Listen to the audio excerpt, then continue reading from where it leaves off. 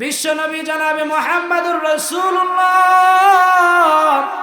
সাল্লাল্লাহু আলাইহি ওয়াসাল্লাম বলেন, ইযা মাতাল ইনসান ইনকাতা আমালা কুল্লুহু ইল্লা সালাসা। হাবিবে কিবরিয়া নবী বলেন, আমি আপনি দুনিয়া থেকে বিদায় নিয়ে চলে যাব। আপনার আমার বাবা দুনিয়া থেকে বিদায় নিয়ে চলে গেছে, দাদা চলে গেছে, দাদি চলে গেছে, নানা চলে গেছে, শ্বশুর শাশুড়ি চলে গেছে, বাবাজান চলে গেছে, ঠিক কিনা জোরে বলেন। তারা যেহেতু চলে গিয়েছেন রে মুমিন, এ মুসলমান, তারা যেহেতু চলে গিয়েছেন, আমিও আপনি চলে যাব। এই পৃথিবীতে কেউ চিরদিন থাকতে পারবে না, ঠিক কিনা জোরে কন। থাকতে পারবে না, কি বলেন? থাকতে পারবে না। নবীজি বলেন, মানুষ যখন বিদায় নিয়ে পৃথিবী থেকে চলে যায়, তার সমস্ত আমলের দরজাগুলো বন্ধ হয়ে যায়, মাত্র 3টা আমলের দরজা খোলা থাকে। কয়টি? জোরে বলেন, জোরে বলেন। 3টে আমলের দরজা খোলা থাকে। 1 নম্বরে ওয়ালাদুন সালিহা, হাফেজ মোহাম্মদ পারভেজ ভাইয়ের মতো একজন যোগ্য সন্তান, যেই সন্তান বাবা মার জানাজার নামাজ পড়ায় দুনিয়া থেকে বিদায় দিতে পারে, কবরের পাশে দাঁড়িয়ে সূরাতুল ইয়াসিন তেলাওয়াত করে বাবা মার জন্য দোয়া করতে পারে, এমন একটা নেককার সন্তান যদি সে দুনিয়ায় রেখে যায়, তাহলে এর সব সে কবরে শুয়ে শুয়ে পাইতে থাকবে। জোরে পড়েন সুবহানাল্লাহ। 2 নম্বরে নবী আলাইহিস সালাতু ওয়াস সালাম বলেন, সাদকাতুল জারিয়া। এই যে আপনারা মাহফিল আসছেন, নিজেরা পায়ে হেঁটে আসছেন, কষ্ট করে এসেছেন, এই মাহফিলের জন্য যারা দান সৎকা করেছে, অথবা এমন একটা দান সৎকা, এমন একটা নেক আমল যেটা আপনি দুনিয়ায় করেছেন, এটা দীর্ঘস্থায়ী হবে, কবরে শুয়ে শুয়ে এটার সওয়াব আপনি পাবেন। জোরে বলেন সুবহানাল্লাহ। নবী আলাইহিস সালাতু ওয়াস সালাম 3 নাম্বার বলেন, ইলমুন নাফি। আমার উস্তাদের কাছে আমি ইলম শিক্ষা গ্রহণ করেছি। কিছুদিন আগে ফরিদপুরের উত্তরবঙ্গের সবচেয়ে বড় শ্রেষ্ঠ আলেম ছিলেন আল্লামা হেলাল উদ্দিন সাহেব হুজুর। তিনি আমার বুখারী শরীফের উস্তাদ। হুজুর দুনিয়া থেকে বিদায় নিয়ে চলে গেছে। হাজার হাজার ছাত্র তিনার জানাজায় অংশগ্রহণ করেছেন। তিনি আমাদেরকে বুখারী শরীফ পড়াইয়াছেন, আমরা পড়াইতেছি। এইভাবে কিয়ামত পর্যন্ত যে পড়ানোর ধারা অব্যাহত থাকবে, এর একটা সওয়াব সে কবরে শুয়ে শুয়ে পাবে। সুবহানাল্লাহ, জোরে কোন। মুসলমান ভাইয়েরা আমার, এই 3টা আমলের যে কোনো একটা হইলেও আপনার দুনিয়ায় করে যেতে হবে। রাজি আছেন তো সবাই ইনশাআল্লাহ? আল্লাহ পাক তৌফিক দান করেন, পড়েন আমিন। আল্লাহর নবী বিশ্ব নবী আরেক জায়গায় বলছেন, 3 শ্রেণীর মানুষ এমন আছে যাদের জন্য জান্নাত হারাম। নাউজুবিল্লাহ, জোরে কোন। 3 শ্রেণীর মানুষ এমন আছেন রে মুমিন, যাদের জন্য জান্নাত হারাম। আমরা এখন আমাদের প্র্যাকটিক্যাল বাস্তবিক জীবনের সাথে মিলাবো, না জানি ওই 3 শ্রেণীর মানুষের মধ্যে আমি আপনি পড়ে যাই কিনা। যদি পড়ে যাই, তাহলে আমার আপনার জীবন শেষ হয়ে যাবে। হাজারো আমল করলে আমরা জান্নাতে যেতে পারবো না। পারবো না, কি বলেন? 1 নম্বরে নবী আলাইহিস সালাতু ওয়াস সালাম বলেন, ওই সমস্ত মানুষদের জন্য জান্নাত হারাম যারা দুনিয়ায় নেশাগ্রস্ত। নাউজুবিল্লাহ, জোরে কোন। যারা বাবা খায়, ডাউল খায়, এরপরে বিভিন্ন নেশার সাথে যুক্ত, যারা মদ, গাঁজা, ইয়াবা, পেন্সিডিল, বাবা আরো যা কিছু খায়, অর্থাৎ যারা নেশা করে, তাদের জন্য বিশ্বনবী বলছেন জান্নাত হারাম। চিল্লা বলেন নাউজুবিল্লাহ। 2 নম্বর আল্লাহর নবী বলেন, ওই সমস্ত মানুষদের জন্য জান্নাত হারাম যারা পিতামাতার অবাধ্য সন্তান। নাউজুবিল্লাহ, জোরে বলেন। আপনি যদি আপনার বাবার সাথে, মায়ের সাথে কোনো দিন অন্যায় আচরণ করে থাকেন, আজকের পর থেকে মায়ের পা ধরে 2টা মাপ চাবেন। ওগো মা, জীবনে অন্যায় করেছি, অপরাধ করে ফেলেছি, আপনার কথা আমরা শুনি নাই, আজকে আলোচনা থেকে শুনেছি। আপনি যদি নারাজ থাকেন, এমত অবস্থায় যদি দুনিয়া থেকে বিদায় নিয়ে চলে যান, তাহলে আমার জাহান্নামে যেতে হবে। আপনার পায়ে 2টা ধরে বলি, আল্লাহর রাস্তায় আপনি আমাকে মাফ করে দেন। পারবেন তো ইনশাআল্লাহ? হয়তো অনেকেই বলতে পারেন, ও ইমরান হুসুর সাহেব, আমার বাবা তো দুনিয়া থেকে বিদায় নিয়ে চলে গেছেন, মা চলে গেছেন, এখন বলেন তো দেখি হুজুর আমার কি উপায় হবে?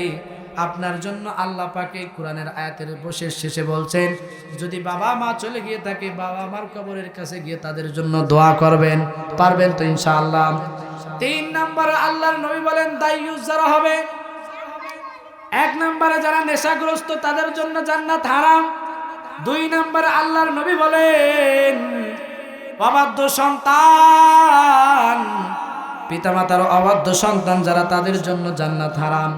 3 নাম্বার, আল্লাহর নবী বলেন যারা দায়ুস হবে, দায়ুসের জন্য জান্নাত হারাম। জিজ্ঞাসা করতে পারেন হুজুর দায়ুস কারা? দায়ুস কি শুধু মহিলারাই হয় নাকি পুরুষেরাও হয়? দায়ুস মহিলারাও হয়, পুরুষেরাও হয়। কারণ হলো দায়ুস কাকে বলা হয়? দায়ুস বলা হয় ওই ব্যক্তিকে যার ছেলে মেয়ে স্ত্রী তারা বেপরদায় চলাফেরা করে, যারা ইসলামের বহির্ভূত কাজগুলো করে আর তারা সেই কাজটাকে সানন্দে গ্রহণ করে। নাউজুবিল্লাহ, জোরে পড়েন। সন্তান অবৈধ পথে রাস্তায় চলে, সে বাবা হিসেবে তাকে কোনোদিন নিষেধ করে না। মেয়েটা বেপরদায় চলে, অবৈধভাবে চলাফেরা করে, বাবা হিসাবে মা হিসাবে তাকে বারণ করে না। এমন বাবা মা, তাদের জন্য জান্নাত হারাম। নাউজুবিল্লাহ, জোরে কর। আমাদের বেঁচে থাকার দরকার না? বলেন বলেন, বেঁচে থাকার দরবার কি দরকার না? দরকার না। আল্লাহ পাক আমাদেরকে এই 3টি গুণ থেকে বেঁচে থাকার মতো তৌফিক দান করেন। জোরে পড়েন আমিন। খুকসারহাটের মুসলমান, একটু দিলের কানটা লাগায়া শুনবেন। আমরা অনেকেই জানি হযরত বায়জিদ বুস্তামি ওলি হইছে মায়ের দোয়ায়, ঠিক কিনা? জোরে কন। এছাড়াও আরো অনেক বুজুর্গদের ঘটনা আপনারা শুনেছেন, ওয়াইস আল কারনির ঘটনা আপনারা শুনেছেন। তিনি আল্লাহর ওলি হয়েছেন মায়ের দোয়ায়, ঠিক কিনা? জোরে কন। মুসলমান ভাইয়েরা আমার, সম্মানিত হাজিরিন, ওয়াইস আল কারনির নাম আপনারা শুনেছেন। নবীর যুগের একজন মানুষ, তথাপিও তিনি সাহাবীর মর্যাদা অর্জন করতে পারলেন না। কেন? কারণ তিনি চিঠি লিখেছেন নবীজির কাছে, ওগো আল্লাহর নবী, ওগো বিশ্ব নবী, আমি আপনার কথা শুনে আপনার উপর ঈমান এনেছি, ইসলাম গ্রহণ করে ফেলেছি। আমি আপনার জন্য সাক্ষাৎ করতে চাই, মোলাকাত করতে চাই। কিন্তু দুঃখের বিষয় হলো আমার মা অসুস্থ। এখন আমি আমার এই অসুস্থ মাকে রেখে আপনার কাছে এসে সাহাবীর মর্যাদা অর্জন করব, নাকি আমি আমার মায়ের খেদমত করব? আল্লাহু আকবার বলেন। এ খুকসারা টাকার মুসলমান, এইদিকে নজর দেন। বিশ্বনবী সাল্লাল্লাহু আলাইহি ওয়াসাল্লাম তার প্রতি উত্তরে লিখলেন, ও ওয়াইস আল কারনি, আমার কাছে সে তোমার সাহাবীর মর্যাদা অর্জন করতে হবে না। তুমি যে তোমার মায়ের খেদমত করছো, তুমি তোমার মায়ের খেদমত করতে থাকো। সুবহানাল্লাহ, জোরে কান। আল্লাহর নবী চিঠির উত্তর লিখলেন, ওগো ওয়াইস আল কারনি, আমার কাছে এসে সাহাবীর মর্যাদা তোমার অর্জন করতে হবে না। তুমি যে তোমার মায়ের খেদমত করছো, তুমি তোমার মায়ের খেদমত করতে থাকো। এক পর্যায়ে আল্লাহর নবী যখন দুনিয়া থেকে বিদায় নিয়ে চলে যাবেন, আবু বকর, ওমর, উসমান, আলী এমন সাহাবীদেরকে বললেন, ও আমার শোনো, আমি দুনিয়া থেকে বিদায় নিয়ে চলে যাব, কিন্তু ইয়ামানে কর নামক একটা এলাকায় আমার একজন পাগল আছে। আমাকে সে দেখে নাই, আল্লাহর উপর বিশ্বাস করেছে, ঈমান এনেছে, দেখা করতে আসছিল, কিন্তু মা অসুস্থ থাকার কারণে আমার কাছে সে আসতে পারে নাই। এই যে আমার একটা জুব্বা তার জন্য হাদিয়া। দুনিয়া থেকে চলে যাওয়ার পর ইয়ামানের একটা কাফেলা বাইতুল্লাহর জিয়ারতে আসবে, মদিনার জিয়ারতে আসবে, আমার এই জুব্বাটা ওয়াইস আল কারনির জন্য হাদিয়া। চিল্লা বলেন সুবহানাল্লাহ। ওয়াইস আল কারনির জন্য জুব্বাটা হাদিয়া দিয়ে ওমরের কাছ থেকে নবীজি বিদায় নিয়ে চলে গেলেন। লম্বা ঘটনা মুসলমান ভাইয়েরা আমার।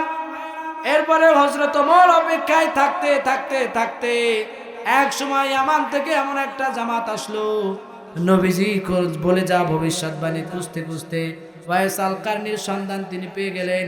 হযরত ওমর রাদিয়াল্লাহু তাআলা জুব্বাটা নিয়ে ওয়াইস আল কারনির হাতে দিলেন। সুবহানাল্লাহ, জোরে বলেন।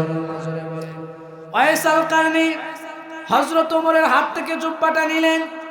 জুব্বাটা হাতে নিয়ে কান্নায় ভেঙে পড়েছেন। আরে আজকে মদিনায় ঠিকই আসলাম, কিন্তু নবীজিকে তো পাইলাম না, নবীজি তো চলে গেলেন। এই জুব্বাটা দিয়ে কি করব? হযরত ওয়াইস আল কারনি জুব্বাটা নিলেন আর হযরত ওমর দিকে তাকাইলেন। হযরত ওয়াইস আল কারনি জিজ্ঞাসা করছেন, আপনি নাকি ওমর, আবু বকর, উসমান, আলী আপনারা? বলছেন, হ্যাঁ আমরাই। ওয়াইস আল কারনি ডেকে বলছেন, ওগো ভাই ওমর, আপনাকে দেখে তো মনে হচ্ছে না আপনি অমর। কেন বুঝতে পারছেন না? আমার মুখের দিকে একটু তাকান, দেখেন তো আমার দাঁতগুলো আছে নাকি নাই। হযরত ওমর লক্ষ্য করলেন ওয়াইস আল কারনীর মুখের মধ্যে একটাও দাঁত নাই। আল্লাহু আকবার জোরে বলেন। অথচ আপনাদের মুখে তো দাঁত দেখা যায়। হযরত ওমর বললেন, কেন, কি হয়েছে? আমি ইয়ামানে ছিলাম, শুনতে পেরেছি আল্লাহর নবী বিশ্ব নবী কোন এক যুদ্ধের ময়দানে গিয়ে ওহুদের যুদ্ধে নবীজির দান মোবারক শহীদ হয়ে গিয়েছে। আমি তখন শুনতে পেরেছি, শোনার পরে আসতে পারি নাই। নবীজির মহব্বতে সামনের যে দাঁত ছিল একটা ভেঙে ফেলেছে। আল্লাহু আকবার বলেন। হযরত ওয়াইস আল কারনী বলছেন, দাঁত একটা ভাঙছি, কিন্তু শুনছি নবীজির দাঁত ভাঙছে, কিন্তু কোনটা ভাঙছে এটা তো আমি জানতে পারি নাই। প্রথমে একটা ভাঙছি, এটা মনে করে আর একটা ভাঙছি, এরপরে পর্যায়ক্রমে ভাঙতে ভাঙতে আমার মুখের যত দাঁতগুলো ছিল সব নবীজির মহব্বতে ভেঙে ফেলেছি। আল্লাহু আকবার বলেন। সব দাঁতগুলো ভেঙে ফেলেছি, অথচ আপনাদের মুখে তো দাঁত দেখা যায়। আপনারা কেমন আছেন? ওয়াইস আল কারনী হযরত ওমরকে এই কথা বললেন। হযরত ওয়াইস আল কারনী কিংকর্তব্য বিমূঢ় হয়ে গেলেন।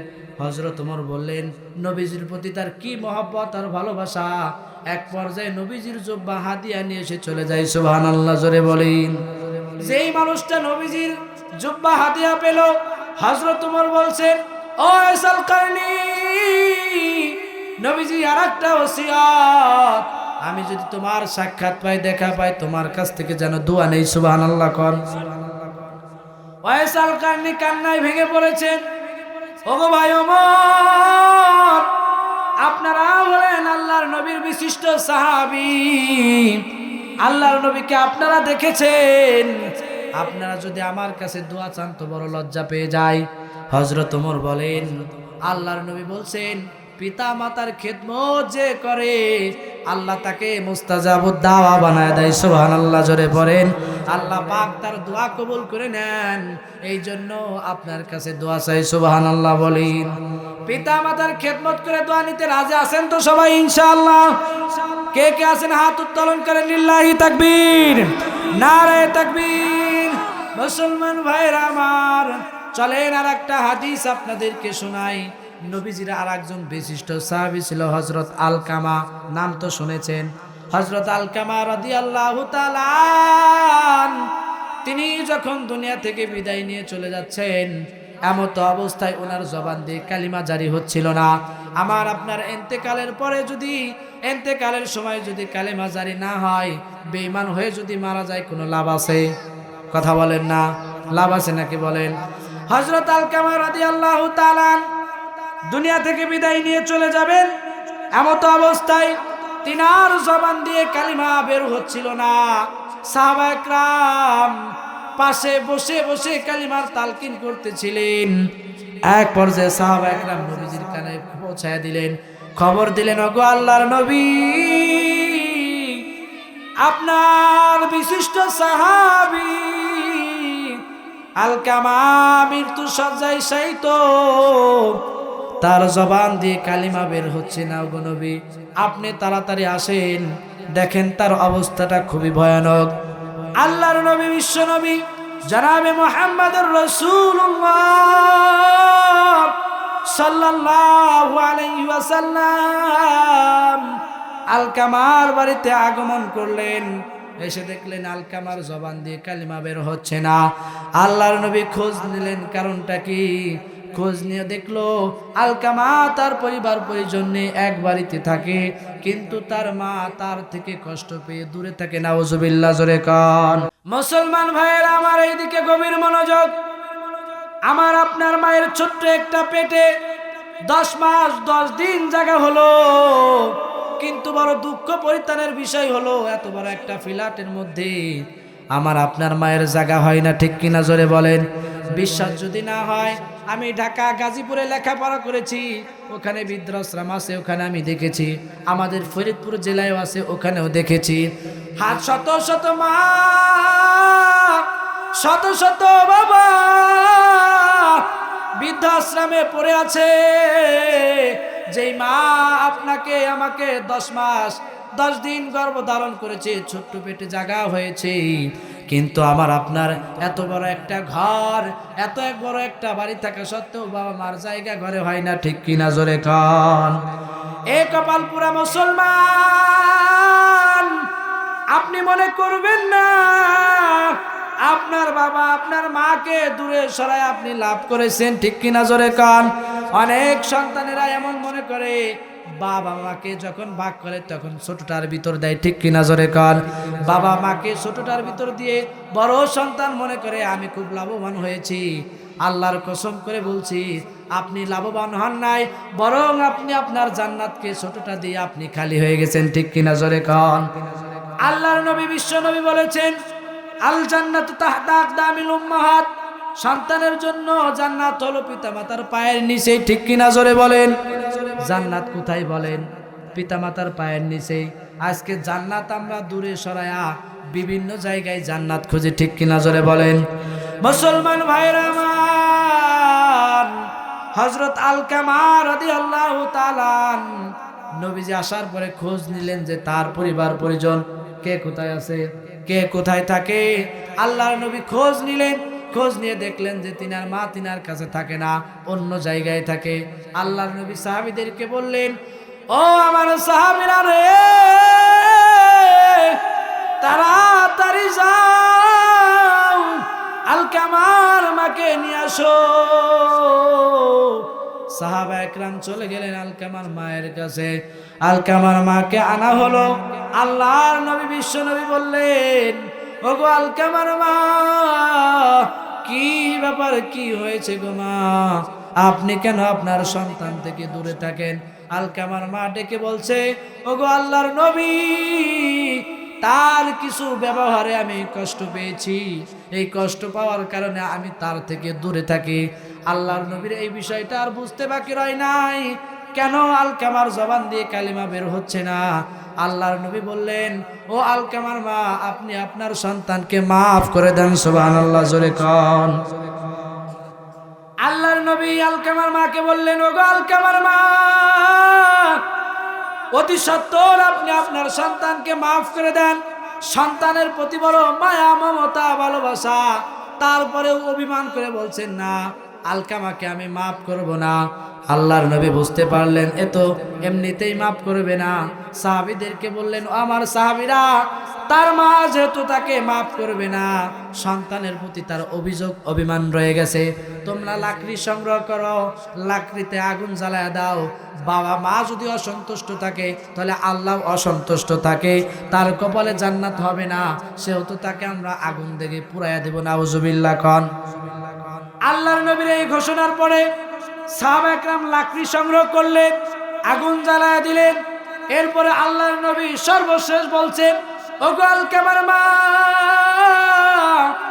আপনার চোখের সামনে আপনার আলকামাকে আগুনের মধ্যে পুরা ফেলবো, কিন্তু আলকামার মা এইবার আল্লাহর দরবারে দুইখানা হাত উত্তোলন করে বলে, ওগো আল্লাহর নবী, আমি আমার সন্তান আলকামাকে মাফ করে দিলাম, সুবহানাল্লাহ জোরে কর। মা হলো এমন একটা সম্পদের নাম, আমরাও বাস্তবিক জীবনে দেখেছি। বাবা তার সন্তানের লাশটাকে কবরের মধ্যে নামায় উঠে আসতে পারে, ভাই ভাইয়ের লাশটাকে কবরের মধ্যে নামায় উঠে আসতে পারে।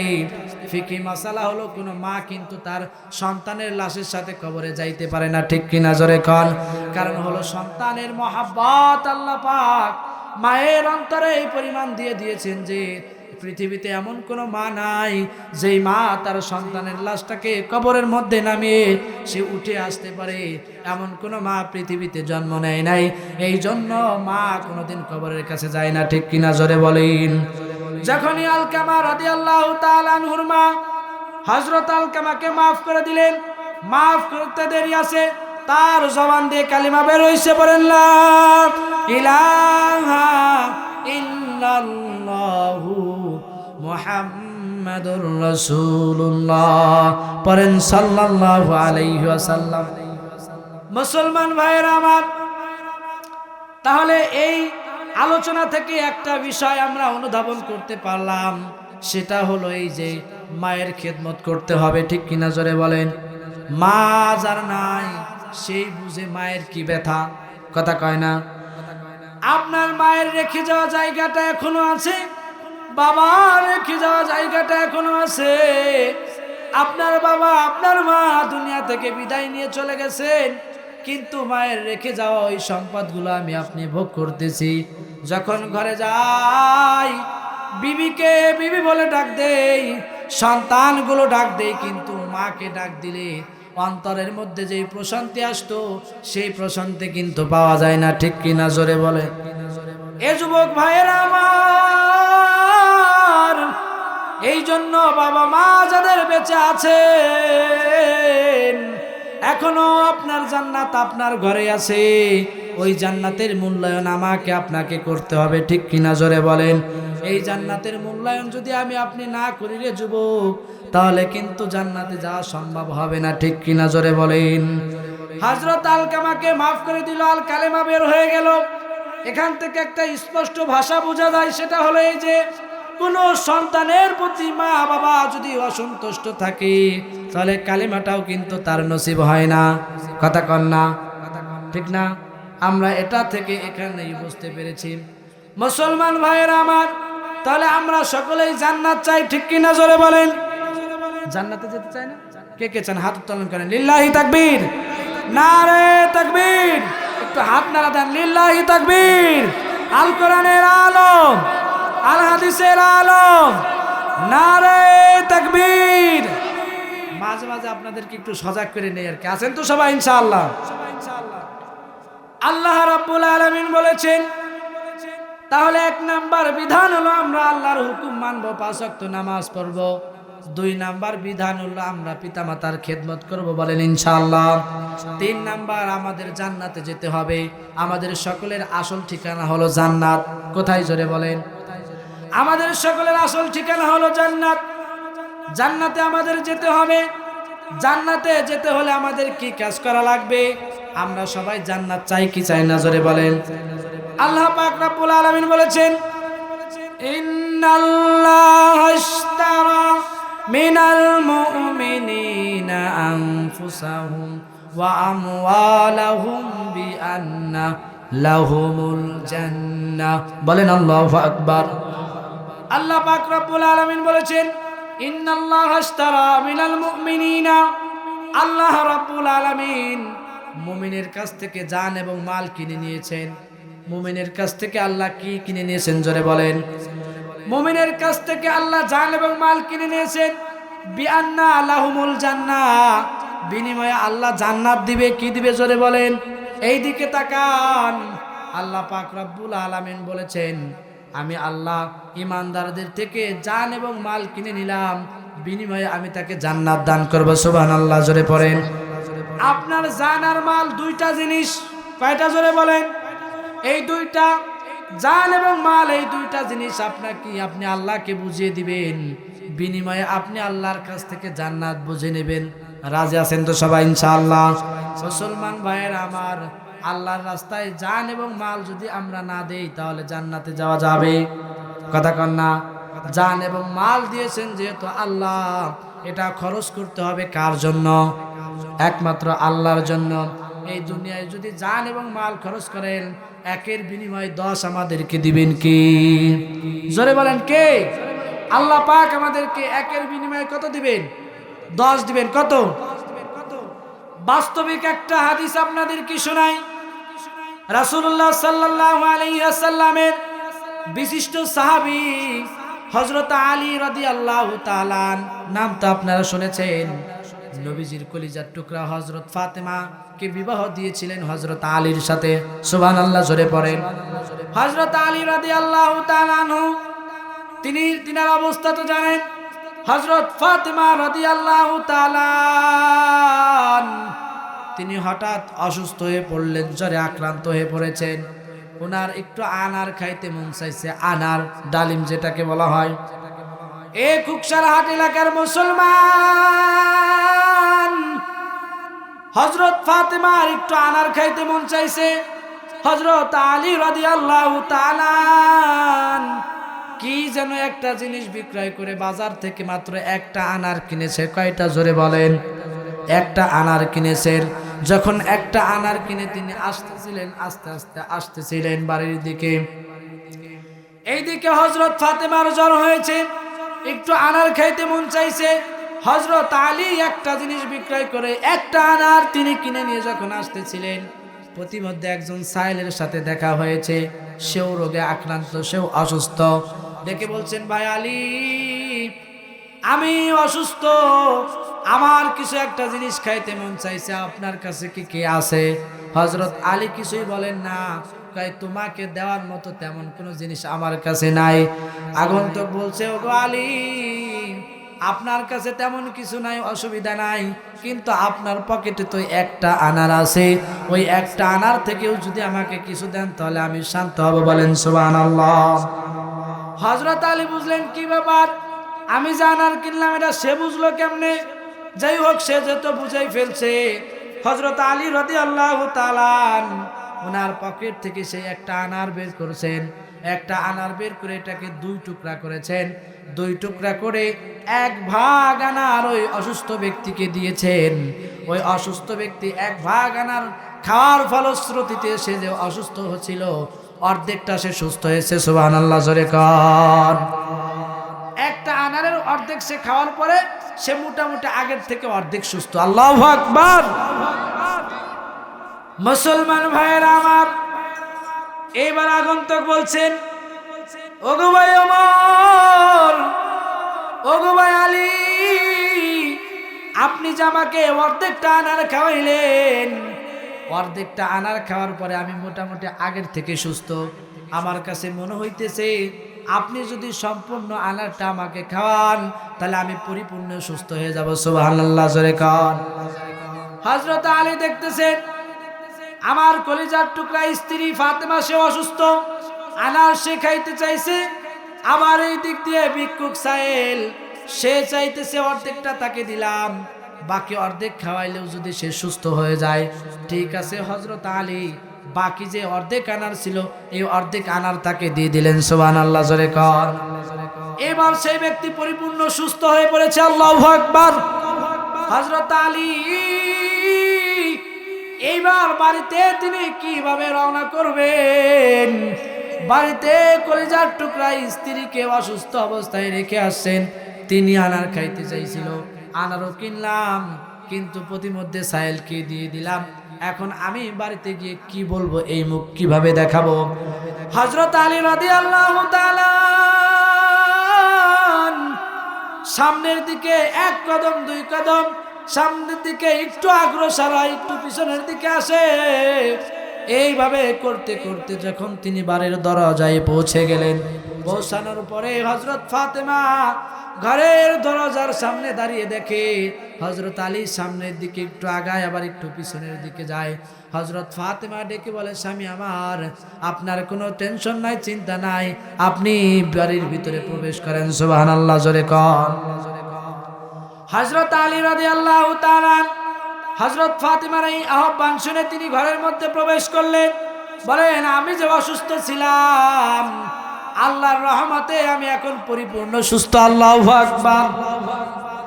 পরিপূর্ণ সুস্থ হয়ে গেছে, আমার আনার খাওয়ার দরকার নাই।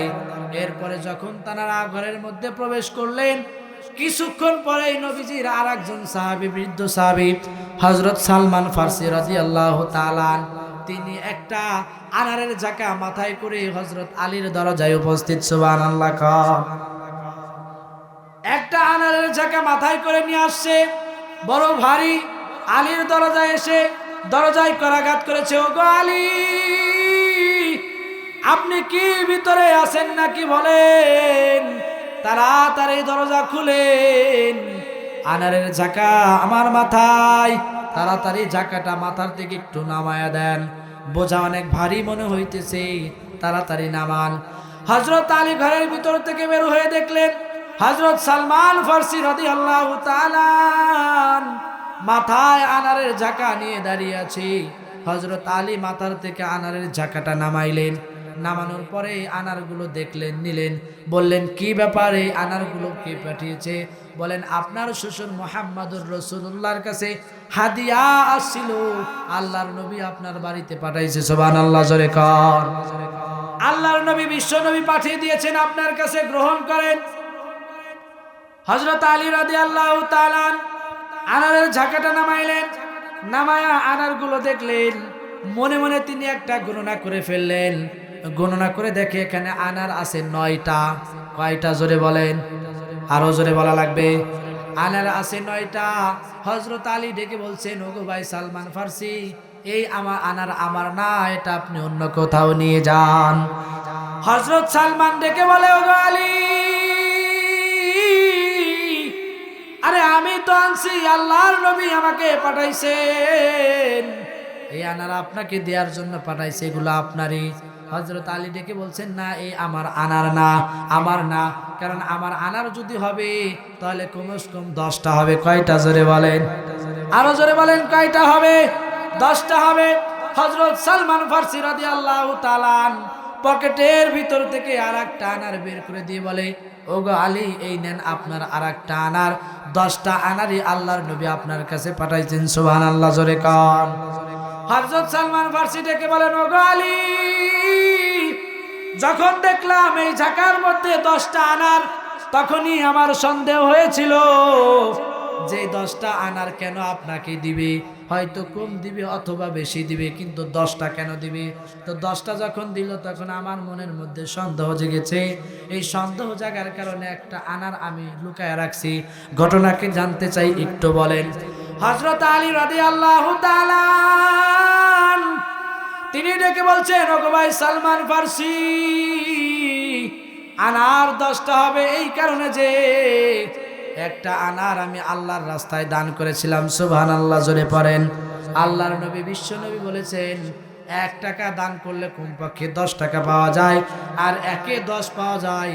আল্লাহ যদি আমাকে দিবেন তো 1-এ 10টাই দিবেন, 9টা কখনো দিবেন না। সুবহানাল্লাহ, জোরে পড়েন। মুসলমান ভাইরা আমার, এই জন্য বলছি, দান সদকা করার যদি কখনো সুযোগ আসে, করবো তো সবাই ইনশাআল্লাহ। কথা কয় না, করবো তো সবাই ইনশাআল্লাহ। যদি আমরা করি তাহলে জান্নাত আমাদের জন্য অবধারিত হয়ে যাবে। কারণ বিশ্ব নবী বলেছেন, জান্নাতের বিনিময়ে তোমাদেরকে অর্থ সম্পদ দিতে হবে। ঠিক কিনা জোরে বলেন। মুসলমান ভাইরা আমার, মানুষের জবান দিয়ে যা বলে অনেক সময় সেইটা হয়ে যায়। বাচ্চা হারুন আর রশিদের কথা আপনারা শুনেছেন। বাচ্চা হারুন আর রশিদ একজন মুসলিম শাসক ছিলেন, মুসলিম বাদশাহ ছিলেন। তিনি তার স্ত্রী জুবাইদাকে নিয়ে সমুদ্রে সৈকতে একটু ঘুরতে গিয়েছেন। তিনার ওই জায়গায় আর একজন খাদেম ছিল, যার নাম ছিল বাহলুল। যার নাম ছিল, কি বলেন, যার নাম ছিল বাহলুল। এই বাহলুল ছিল একজন পাগল। এটা কেমন পাগল? আমরা তো টাকার পাগল, ঘর বাড়ির পাগল, অর্থ সম্পদের পাগল। এই পাগল সেই পাগল না, এটা ছিল আখিরাতের পাগল। সুবহানাল্লাহ কান। আখিরাতের পাগল ছিল। এই পাগলটা মাঝে মাঝে কবরস্থানের কাছে চলে যেত। আপনাদের এটাও তো কবরবাসীদের রুহের মাগফিরাত কামনায়, ঠিক কিনা বলেন? এই বাহলুল মাঝে মাঝে কবরস্থানে চলে যেত। অনেক কবরগুলো ভাঙ্গা থাকতো। এই বাহলুল ওই ভাঙ্গা কবরের কাছে গিয়ে ওই কবরের পাশে বসে বসে বিড় করে যেন কি বলতো। এলাকার মানুষ তো তাকে পাগল এমনিই বলতো, ও বাহলুল, কত পাগল জীবনেতে দেখলাম, কিন্তু তোমার মতো কোনো পাগল দেখি নাই যে কবরের কাছে এসে কবরের কাছে বসে বসে আলাপ আলোচনা করে। লোকেরা জিজ্ঞাসা করলো, ওগো বাহলুল, কি ব্যাপার, আপনি কবরের কাছে গিয়ে কি আলাপ আলোচনাটা করেন? বাহলুল ডেকে বলছে, পৃথিবীর মানুষ শোনো, যে জায়গায় আমার চিরদিন থাকা লাগবে ওই জায়গায় অবশ্যই আমাকে যেতে হবে। ঠিক কিনা জোরে বলেন। কবরে আমাদের যাওয়া লাগবে না?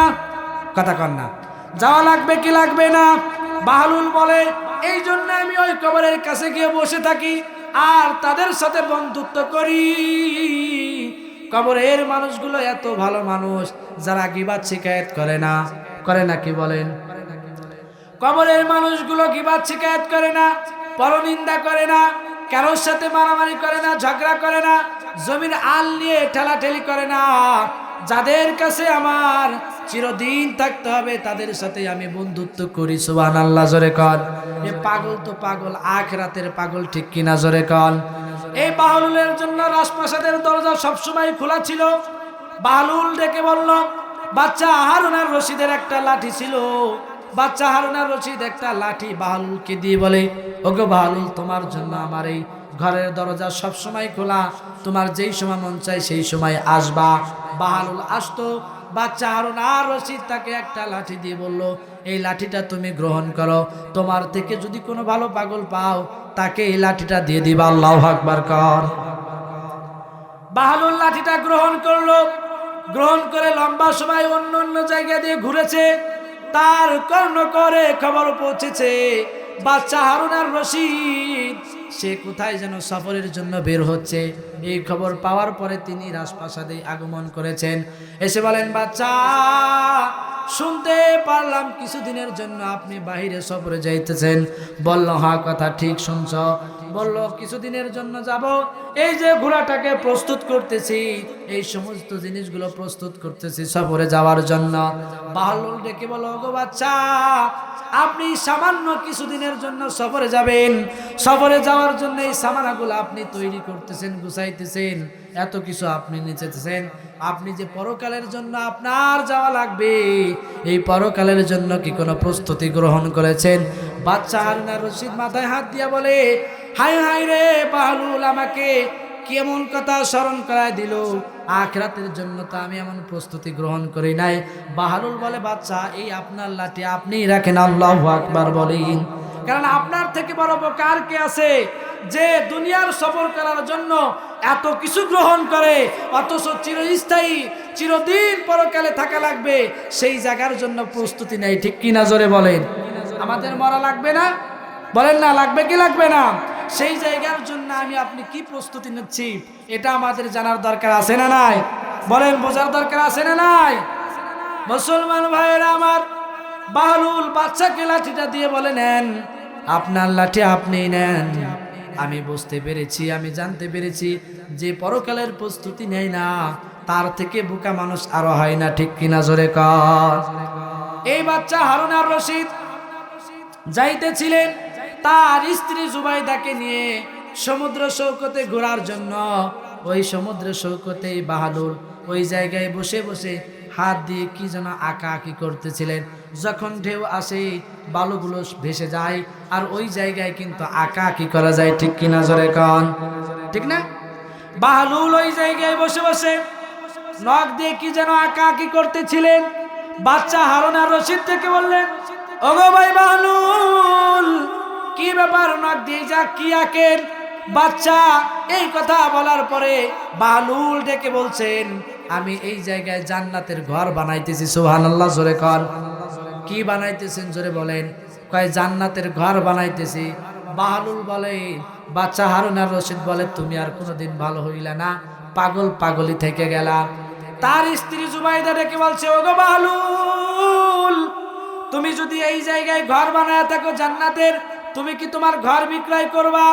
বাহলুল ডেকে বলে, হ্যাঁ, আমি আমার এই ঘর বিক্রয় করব। সুবহানাল্লাহ, জোরে কর। বেশি দেওয়া লাগবে না। তোমার ঘরের মূল্য কত? কয়, 1 আনা, 1 দিরহাম। কয় দিরহাম, জোরে বলেন। তোমার জান্নাতের ঘরের মূল্য কত? কয় 1 দিরহাম। 1 দিরহাম যদি তোমাকে দেই তাহলে কি জান্নাতে ঘর পাবো? বাহলুলকে হ্যাঁ পাবেন। আল্লাহু আকবার। হ্যাঁ, অবশ্যই আপনি পাবেন। জুবাইদা ডেকে বলে, বাচ্চা, স্বামী আমার বেশি না, 1 দিরহামই তো আমাকে দেন, জান্নাতে আমি একটা ঘর কিনতে চাই। আল্লাহু আকবার বলেন। এবার বাচ্চা হারুন আর রশিদ ডেকে বললেন, তুমিও কি তুমি বাহলুলের সাথে পাগল হইলা? ও জান্নাত বিক্রয় করলা আর তুমি কিনে নিলা? বাচ্চার স্ত্রী জুবাইদা ডেকে বলে, বাহলুল যেহেতু বলছে অবশ্যই আমি পাবো, আপনি আমাকে 1 দিরহাম দেন, জান্নাতে আমি একটা ঘর কিনতে চাই। সুবহানাল্লাহ, জোরে কর। বাচ্চা হারুন আর রশিদের কাছ থেকে বাহলুলের কাছ থেকে বাচ্চার স্ত্রী জুবাইদা 1 দিরহাম দিয়ে তাকে দিয়ে দিল। বাহলুল বলে, এই নেন, আপনার জন্য একটা জান্নাত বরাদ্দ হয়ে গেল। ওই দিনকার ঘটনা ওখানেই শেষ। দিন পেরিয়ে যখন রাত্র ঘনিয়ে আসছে, এইবার বাচ্চা হারুন আর রশিদ স্বপ্ন দেখতেছে। আল্লাহু আকবার। বাচ্চা হারুন আর রশিদ স্বপ্ন দেখতেছে কায়েম হয়ে গেছে কিয়ামতের ময়দান, জান্নাত জাহান্নামের ফয়সালা হয়ে গিয়েছে। এক রাস্তা দিয়ে যাইতেছেন, তো দেখে রাস্তার পাশে বিশাল একটা রাজপ্রাসাদ দেখা যায়, জান্নাত দেখা যায়। আর ওই রাজপ্রাসাদের উপরে লেখা আছে বাদশার স্ত্রী জুবাইদার জান্নাত। আল্লাহু আকবার। বাচ্চা হারুন আর রশিদ ওটা দেখার পর ওই জায়গায় ঢুকতে চাইছে। ফেরেশতারা বলছে একজনের জান্নাতে আর একজন ঢুকা যাবে না, এখনো যেহেতু কিয়ামতের ময়দান কায়েম হয় নাই, জান্নাত জাহান্নামের ফয়সালা হয় নাই, আর একজনের জান্নাতে যাওয়া যাবে না। এইবার তার ঘুম ভেঙে গেছে, আবার তার স্ত্রীকে নিয়ে আবার গতকাল যেই দিন সফরে বের হয়েছিল আজকে ওই দিন গেছে। সুবহানাল্লাহ, জোরে কর। ওই দিনও যায় দেখে ওই দিন বালুল ওই মাটির মধ্যে বালির মধ্যে আঁকাআঁকি করছে। বাচ্চা বুঝে ফেলছেন ওই দিন আমার স্ত্রী জুবাইদা 1 দিরহামের বিনিময়ে যে জান্নাত কিনছে ওই জান্নাত আল্লাহ তাকে দিয়ে দিয়েছেন। সুবহানাল্লাহ, জোরে কর। ওই জান্নাত আল্লাহ তাকে দিয়ে দিয়েছেন। এবার আজকে জিজ্ঞাসা করতেছেন, ও বালুল কি করো? কয় জান্নাতের ঘর বানাই। কয় ঘরকে আজকে বেচবেন? আজকে ঘর বিক্রয় হবে না। আল্লাহু আকবার। বাচ্চা হারুন আর রশিদ দেখে বলছেন, ভাই রে আজকে আমাকে বিক্রয় করেন, আমার কাছে একটা। কয় গতকাল আমি 1 দিরহামের বিনিময়ে একটা জান্নাত বিক্রয় করছিলাম, আজকে যদি আপনি আমাকে 1000 টাকা লাখ টাকাও দেন তবু আজকের জান্নাত বিক্রয় হবে না। এরপরে সে বুঝতে পারলো ঘটনাটা কি। ঘটনা হলো তার স্ত্রী যে তাকে গতকাল 1 দিরহাম দিয়েছিল, 1 দিরহামের বিনিময়ে বাচ্চা তাকে 1 দিরহামের বিনিময়ে বাহলুল যে বলছে জবান দিয়ে বাচ্চা জুবাইদার স্ত্রীর নামে একটা জান্নাত বরাদ্দ হবে। আল্লাহ পাক ওই একটা জান্নাত বরাদ্দ হয়ে গেছে। সুবহানাল্লাহ, জোরে কর। মুসলমান ভাইরা আমার, আলোচনা অনেক লম্বা হয়ে যাবে। তাহলে জান্নাত যদি আমাদের পাইতে হয় তাহলে 2টা জিনিসের বিনিময়ে পাইতে হবে। 1 নম্বরে জান দিতে হবে, 2 নম্বরে মাল দিতে হবে। রাজি আছেন তো সবাই ইনশাআল্লাহ? বাচ্চা বাহলুলের কাছ থেকে 1 দিরহামের বিনিময়ে জান্নাত কিনে নিল। এই দিক দিয়ে হযরত আলী একটা আনারের বিনিময়ে কয়টা পেল জোরে বলেন? 10টা পেয়ে গেল।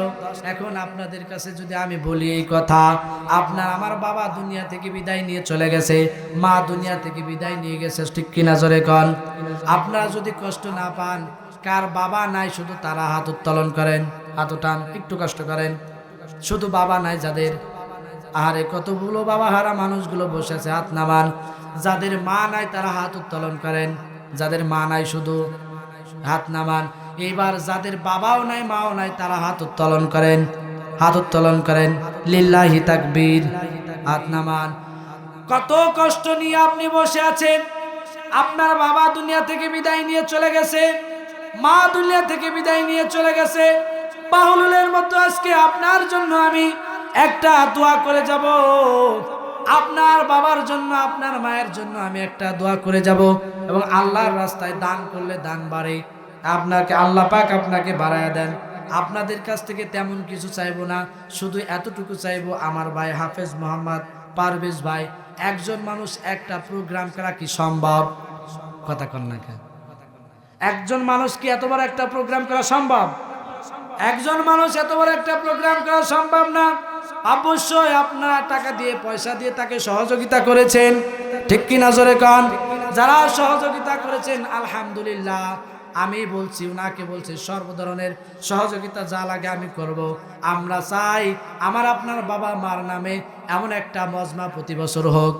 কারা কারা চান হাত উত্তোলন করেন, কারা কারা চান হাত উত্তোলন করেন। লিল্লাহি তাকবীর, নারায়ে তাকবীর, হাত নামান। আমরা চাই আমার বাবা মার স্মরণে, আমার আপনার বাবা মার স্মরণে কমস কম বছরে একটা দিন তাদের জন্য দোয়ার ব্যবস্থা করা হোক। বলেন ইনশাআল্লাহ। পারভেজ ভাই আপনি এইদিকে চলে আসেন।